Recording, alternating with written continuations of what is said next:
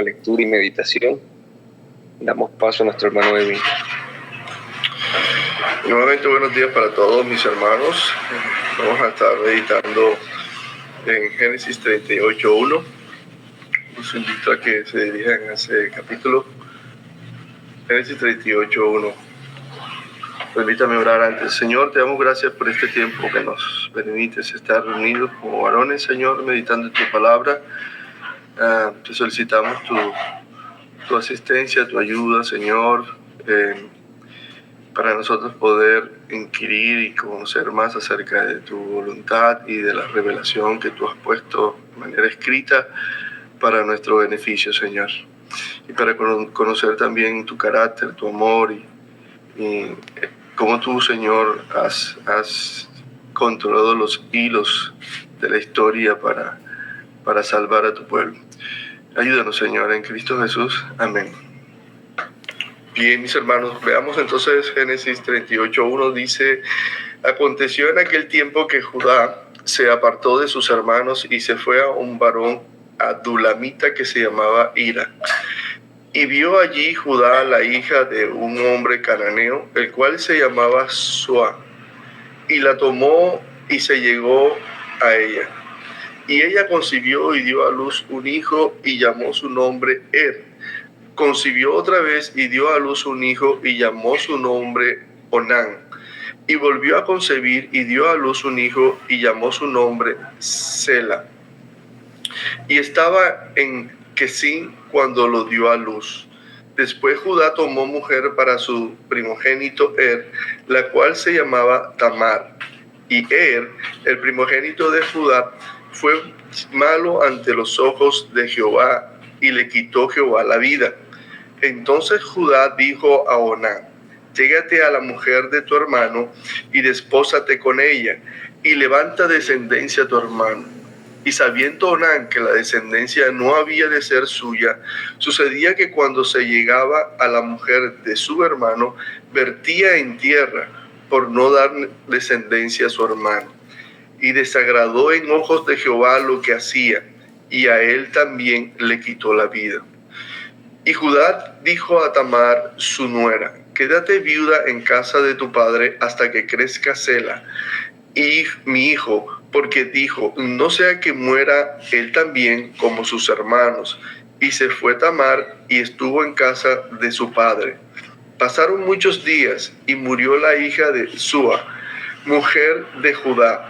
Después Judá se consoló y subió a los trasquiladores de sus ovejas a Timná, él y su amigo Hira el adulamita. Y fue dado aviso a Tamar diciendo: he aquí tu suegro sube a Timná a trasquilar sus ovejas. Entonces se quitó ella los vestidos de su viudez y se cubrió con un velo y se arrebozó. Y se puso a la entrada de Enaim junto al camino de Timnat, porque veía que había crecido Sela, y ella no era dada a él por mujer. Y la vio Judá y la tuvo por ramera, porque ella había cubierto su rostro. Y se apartó del camino hacia ella y le dijo: déjame ahora llegarme a ti, pues no sabía que era su nuera. Y ella dijo: ¿qué me darás por llegarte a mí?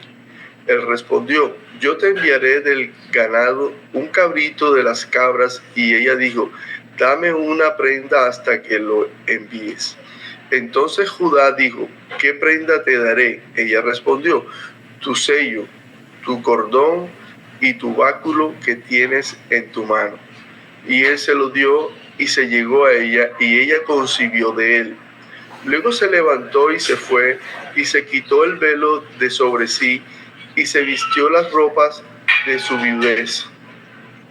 Y Judá envió el cabrito de las cabras por medio de su amigo el adulamita, para que éste recibiese la prenda de la mujer, pero no la halló.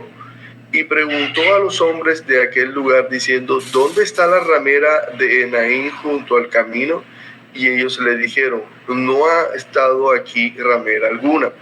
Entonces él se volvió a Judá y le dijo: no la he hallado. Y también los hombres del lugar dijeron, allí no hay estado, aquí no ha estado ramera.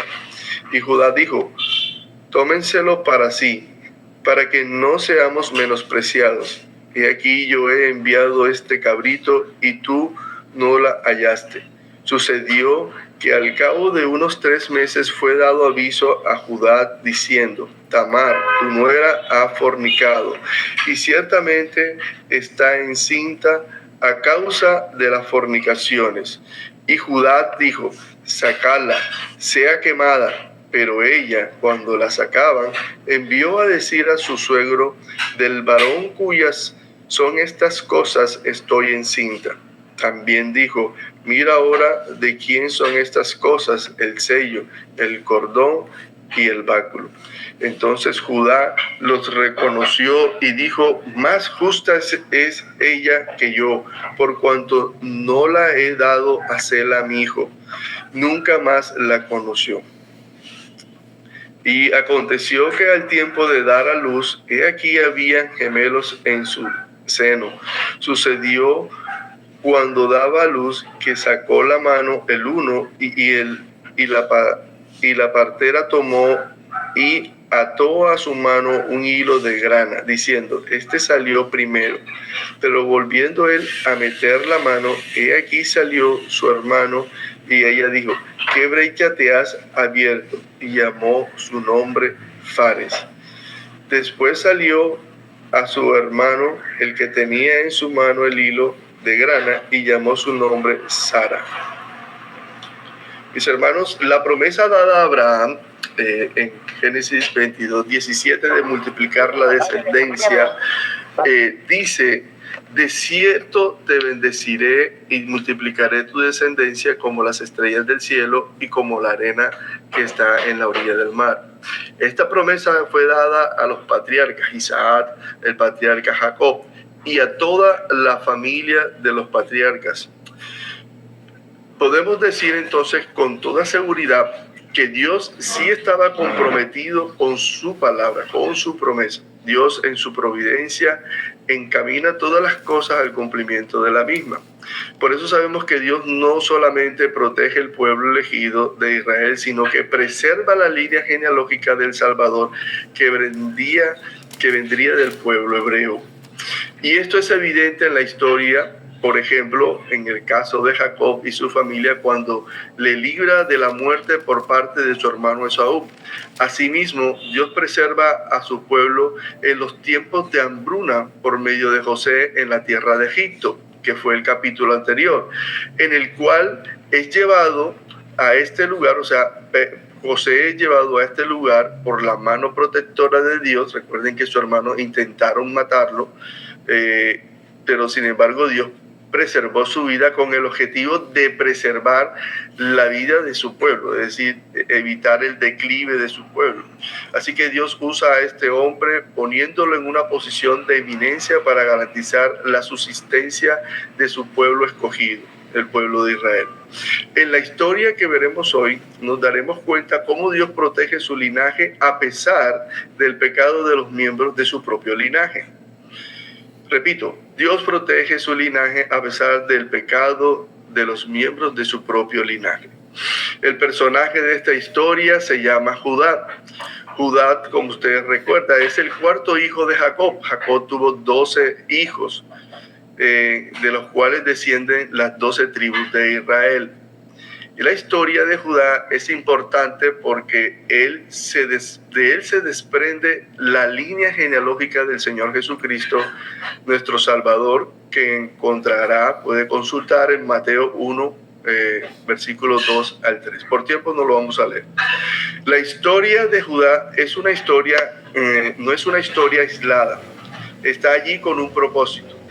Recordemos, hermanos, que la Biblia es una historia de redención, no es una historia universal, no pretende contar eventos aislados, sucesos de interés, sino que pretende mostrar una línea histórica de salvación.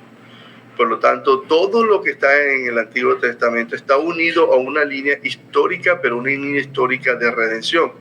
Y por lo tanto, esta historia que veremos hoy está dentro del marco de redención. Y es importante que entender cómo Dios está dando cumplimiento a las promesas dadas a su pueblo.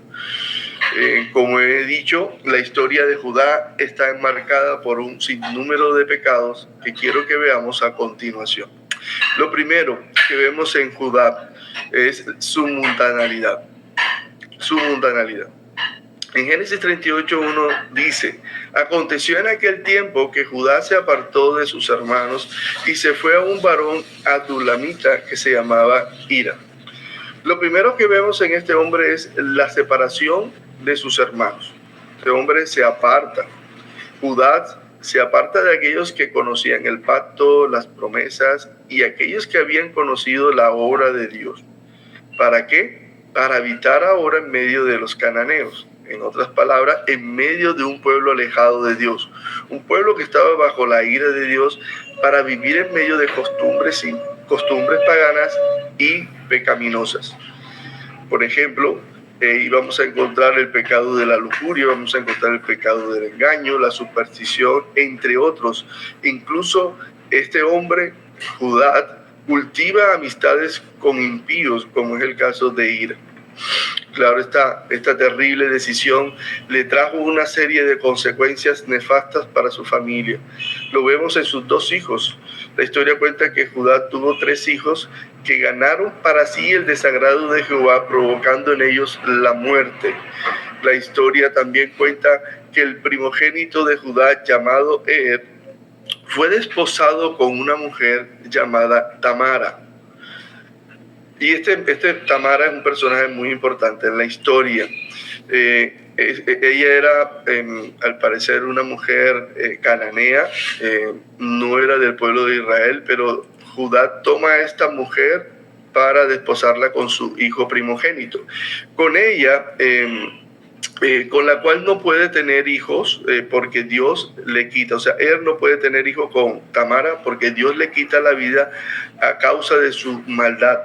Así que según la tradición, el segundo hijo debía contraer matrimonio con la viuda y darle hijos para mantener el linaje de su hermano fallecido. Esto es lo que se conoce como la ley del levirato. El levirato, como ustedes saben, es una costumbre que establece que una viuda debe casarse con el hermano de su esposo fallecido si no tiene hijos. El objetivo de esta ley es continuar la línea de descendencia y preservar el nombre del difunto. Sabemos que esta ley se estableció, fue ratificada en la ley dada en Sinaí, pero antes de esto era considerada una tradición dentro de los pueblos orientales. Así que Judá, cumpliendo con esta tradición, le pide a su segundo hijo, Onán, unirse a la viuda Tamara. Sin embargo, este hombre también hizo lo malo delante de Jehová. Dice la Biblia en el versículo 9 que cuando se llegaba a la mujer de su hermano, vertía en tierra para no dar descendencia a su hermano. Ahora, ¿por qué hacía esto Onán? Porque sabía que la descendencia no había de ser suya y de ese modo no podría recibir los beneficios de la primogenitura. En conclusión, mis hermanos, la mundanalidad de Judá trajo como consecuencia hijos impíos sin el temor de Jehová. Ahora, nosotros sabemos que los hijos no dejarán de ser impíos por sus padres, aunque estos le guíen, porque eso depende de la obra del Espíritu Santo acompañado de la palabra. Sin embargo, estos jóvenes no abandonarían su mundanalidad si su padre no les instruía en el temor de Jehová, sobre todo en los tiempos patriarcales. Recuerde que en los tiempos patriarcales del patriarcado, el padre de familia era quien fungía como el sacerdote de la casa.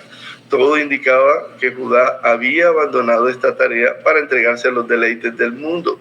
Y recordemos que para este tiempo no habían profetas, no habían oficiales y no habían sacerdotes. O sea que no había nadie que le guiara a ellos en el conocimiento de la palabra. El segundo pecado que vemos en Judá es que incurrió en engaño.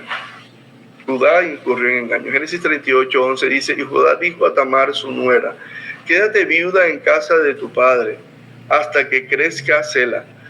mi hijo, porque dijo, no sea que muera el padre, no sea que muera él también como sus hermanos. Y se fue Tamara y estuvo en casa de su padre. Engañó a Tamara haciéndole creer que le daría a su tercer hijo. Judá incurrió en engaño. Le prometió enviarlo cuando creciera, pero el joven Sela creció, como dice el versículo 14, pero no era dado a Tamara. Ahora, el texto no nos dice por qué Judá no quiso dar a su tercer hijo. Es muy probable que haya pensado que la causa de la muerte de sus dos primeros hijos fuera Tamara. Y no era de extrañarse que pensara de esa manera, pues estaba, influenciado por una cultura bastante supersticiosa, profundamente supersticiosa. Ahora bien, sea cual sea la razón por la cual lo hizo, esta actitud revela en Judá que no estaba en línea con la promesa dada a Abraham de multiplicar su linaje, y lo que es aún peor, de proteger la descendencia de donde vendría nuestro Salvador. El tercer pecado que quiero resaltar, y quiero aclarar que no son los únicos, es que fornicó con una ramera. Judá fornicó con una ramera. La historia cuenta que después de la muerte de la esposa de Judá, este hombre se consoló celebrando y fornicando con una ramera, sin saber que esa ramera era su nuera, la cual cambió su vestido de luto por el de una ramera, engañando de este modo a Judá para levantar descendencia a su primer esposo. Recuerden, su primer esposo fue Er. ¿Por qué lo hizo? Recordemos que Judá le había hecho una promesa de entregarle a su hijo Sela cuando éste creciera, o sea, el tercer hijo de Judá, lo cual fue una falsedad, como lo vimos en el punto anterior. Luego de un tiempo, cuando se enteró que Tamara estaba embarazada, quiso quemarla por haber fornicado. Y como jefe de la tribu estaba en todo su derecho de hacerlo, pero cuando se enteró que el hijo que esperaba Tamara era suyo, le preservó la vida tanto a Tamara como a los hijos que llevaba en su vientre. Esto me lleva a mi cuarto punto y a mi último en esta reflexión. Judá demuestra un genuino arrepentimiento. Luego de tanto pecado, vemos en Génesis 38:26 la actitud de Judá frente a esta situación. Dice, entonces Judá lo reconoció. ¿Qué reconoció Judá? Reconoció el sello, el cordón y el báculo que le había enviado Tamara, que fue la prenda de garantía que le pidió Tamara para que él le enviara el pago por sus servicios como mujer ramera. Pero en realidad Tamara hizo esto porque ella preveía que esto iba a pasar, que si se descubría que estaba embarazada, iban a pensar que había fornicado, pues, y eso le provocaría la muerte. Así que Tamara actuó con astucia para demostrar que el hijo que esperaba no era de cualquiera, sino de su suegro. Dice, con respecto a esto, dice un comentarista, Judá no solo vio su culpa. Me salté una parte. Entonces dice, el versículo 38-26 dice, entonces Judá lo reconoció, o sea, reconoció lo que le envió Tamara. Y dijo, más justa es ella, estas fueron las palabras de Judá, más justa es ella que yo, por cuanto no la he dado a Sela mi hijo. Y dice que nunca más la conoció, o sea, nunca más volvió a estar con Tamara. Con respecto a esto, dice un comentarista bíblico, Judá no solo vio su culpa, sino que la confesó y demostró ambas cosas con su confesión, y también por el hecho de que ya no tuvo más relaciones sexuales con Tamara. Una honesta lucha para conquistar la lujuria de la carne y guardarse del pecado en que había caído, y porque se humilló de ese modo Dios le dio gracia. No solo lo exaltó a ser el principal de la casa de Israel, sino que bendijo a los hijos que fueron engendrados en pecado. De manera que en esta historia, más adelante vemos, después del arrepentimiento de Judá, que Tamara le da 2 hijos a Judá, de donde viene la descendencia de nuestro Señor Jesucristo. Hermanos, ya para concluir brevemente, Dios cumple con sus propósitos en medio del pecado. Nada detendría el nacimiento del Salvador, ni siquiera la rebelión de los mismos miembros del árbol genealógico de nuestro Señor Jesucristo. Así que, hermanos, alabemos la infinita sabiduría y el poder soberano de Dios que hace que sus gloriosos propósitos tengan cumplimiento.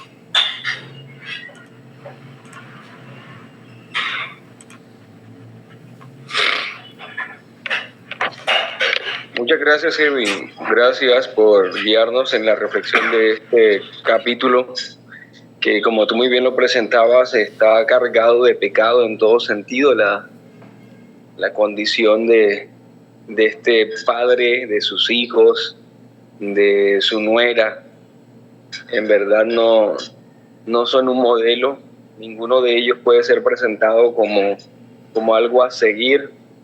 Son todos, ¿no?, pecadores en todos los sentidos, ¿no? Y bueno es saber que Dios encausa incluso la rebelión del hombre para sus propósitos, como tú lo estabas señalando.